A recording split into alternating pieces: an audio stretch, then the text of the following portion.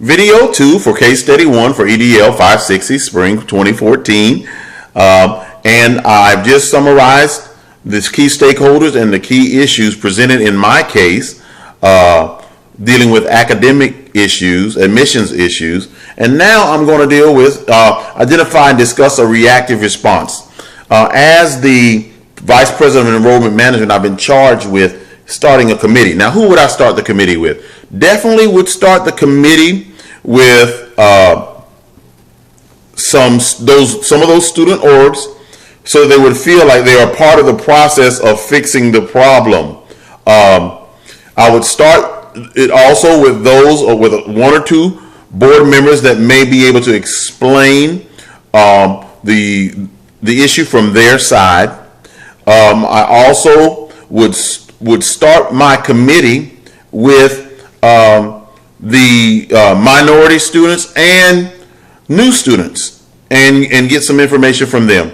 Okay, my reactive response to this particular issue would be, first of all, we would have to decide what our college, what the mission and vision would be. If it's access, then we've got to go back and revisit the decision. When you raise mission standards willy-nilly, you have to take into account that minorities, whether they're Hispanic, whether they're black, whether they're foreigners, others, they are taking tests that are largely designed by majority. And so their scores translate to higher performance rather than the majority scores, white scores, to performance on lower scores. And so when you change those standards, you are affecting access to minorities. And the case study said as much. It affected 24%. So the very first thing that has to be done is we have to decide as a board, as a committee, as a college, what kind of college are we going to be? Are we going to now be an academic institution with little diversity? Or are we going to be a diverse community, a diverse college with lower standards? Or are we going to incrementally try to raise them without directly and immediately affecting so large a minority and diverse group? So settle the mission conflict.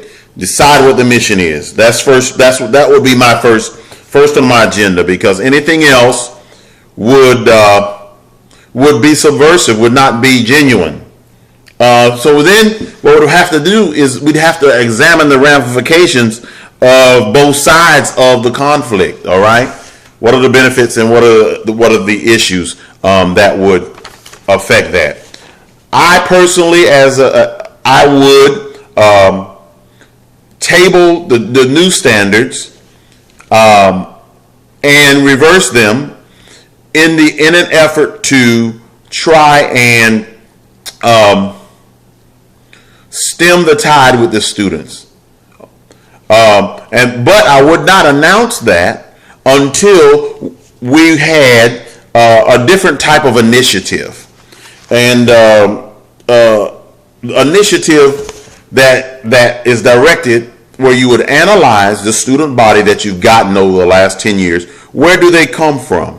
Okay, between the new students that are upset about this, the Board of Trustees that want to raise academic standards, and the key stakeholders, we would try to send tutors and students and be proactive at those high schools and proactive in those freshmen to try and help the minorities and those who have low scores to raise them before they came into the college. Be proactive in that way. No, another way we could be proactive is that particular issue would also affect remediation and continuing education courses. I teach continuing education. I teach in a prison, and those programs are needed. Many of these men go on to college. They get degrees. They get master's degrees, and they come to us. I'm dealing with a gentleman right now that 2 years ago, he couldn't read. Now the gentleman is about to get his GED, but he's college material just about. And so these things are very important. That university has to find out whether or not the vision and mission that it has had is viable for the future.